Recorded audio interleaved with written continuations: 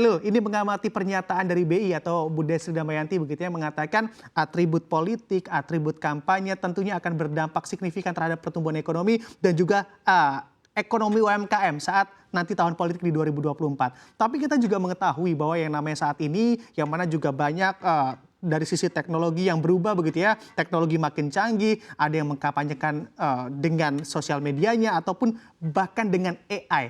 Apakah dengan banyaknya atau masifnya orang yang mana juga ingin memasuki panggung politik ini nantinya akan membuat konvensional ini juga akan lebih terbatas begitu, tidak sesuai prediksi BI? Ya, Mas Bram. Jadi memang kalau kita lihat teknologi ini kan berkembang sangat pesat sekali ya. Kalau kita lihat mungkin tahun 2019 belum ada teknologi AI yang dia bisa digunakan untuk kampanye pemilu gitu kan.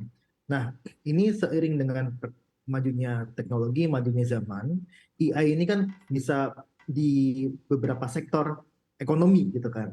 Nah, termasuk di sektor yang berhubungan dengan pemilu. Nah, ini yang menurut saya sih akan bergeser, Mas Bram. Jadi akan ada beberapa mungkin ya alat kampanye ya, ada yang mungkin menggunakan AI ataupun teknologi secara umum itu untuk bisa berjualan ide dan sebagainya. Nah, ini adalah bentuk dari kampanye kreatif sebenarnya.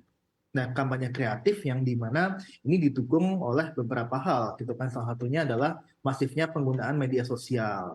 Nah, ini yang saya lihat dari media sosial ini kan bisa super spread, terus kemudian viral dan sebagainya, terus dikenal gitu kan oleh masyarakat, terutama untuk Gen Z dan generasi milenial yang memang dia sangat adaptif dengan teknologi. Oke, tapi secara persentase yang mana juga akan berdampak pada keekonomian UMKM begitu ya di tahun politik, apakah juga nantinya akan berdampak cukup signifikan dari sisi ekonominya, Mas Nailul? Ya, kalau saya melihat dari sisi ekonomi ya Mas ya, ini tentu kita membaginya dua hal. Ya, ada dua tipe kampanye lah istilahnya. Ada kampanye yang berbasiskan digital, tadi yang saya sebutkan itu berbasiskan media sosial, AI dan sebagainya. Terus ada juga yang memang dia masih konvensional, yang dia menyasarnya memang ada pangsa pasar yang dia masih menggunakan ya media kampanye konvensional. Dia mengincar grassroots gitu kan. Tetap bakal ada permintaan untuk bikin kaos, bikin spanduk, bikin umbul-umbul ketika masa kampanye. Karena tidak semuanya itu dia terhubung dengan media sosial walaupun dia punya internet kan. Ya pasti masih akan banyak lah untuk ya sebagian masyarakat kita dan sebagian besar malah sebagian besar masyarakat kita yang masih menggunakan media kampanye yang konvensional. Itu pasti masih ada sih Mas Bram. Jadi nampaknya tidak akan pengaruh signifikan tapi memang menurunkan permintaan. Oke, menurunkan permintaan. Dengan adanya penurunan permintaan begitu ya dari sisi konvensional, apakah Anda melihat ada peluang ekonomi lain sebetulnya yang mana dari turunnya permintaan di panggung konvensional begitu ya, kampanye konvensional ternyata di permintaan digital ini malah justru makin tinggi dan juga sebetulnya bisa dimanfaatkan untuk mencari pundi-pundi. Ya, eh, salah satu contohnya gini Mas Bram.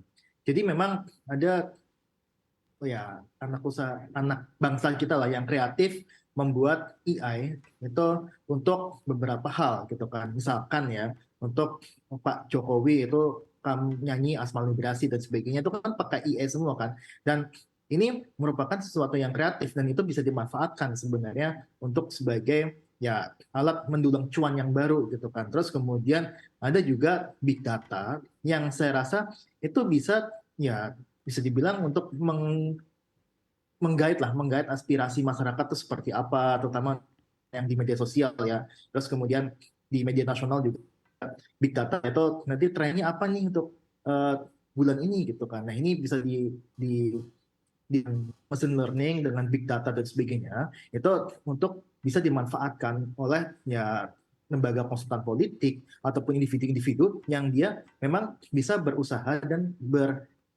bergerak di ekonomi kreatif khususnya di pemrograman gitu. Dan ini yang saya rasa sih bisa ya peluang juga gitu kan. Ada kok banyak yang masih berbentuknya UMKM juga yang pengusaha di bidang digital ini yang bisa manfaatkan pemilu ini untuk bisa mendulang cuan dari bisnis digitalnya. Oke, baik. Anda mengamati dari sisi sektoral ataupun dari sektor ekonomi, sebetulnya Anda melihat yang akan moncer di sektor-sektor mana saja di tahun politik nanti, Mas Nailul? Ya, tentu kita nggak bisa memungkiri sektor konvensional masih tetap memegang Mas ya. Sektor konvensional tuh seperti industri tekstil dan produk tekstil, kemudian industri telekomunikasi, terus transportasi juga, menurut saya juga masih bisa mendulang cuan yang tinggi juga Mas Bram. Karena pastikan untuk memindahkan atau mobilisasi ya orang ke suatu kampanye itu butuh transportasi juga gitu. Nah, tiga sektor itu sih saya rasa yang bisa mendulang cuan yang cukup besar gitu. Nah, ini tampaknya ketambahan satu lagi meskipun sedikit, tapi penggunaan untuk teknologi untuk digital di kampanye ini saya rasa bisa ya masuklah sebagai sektor yang mendulang cuan juga.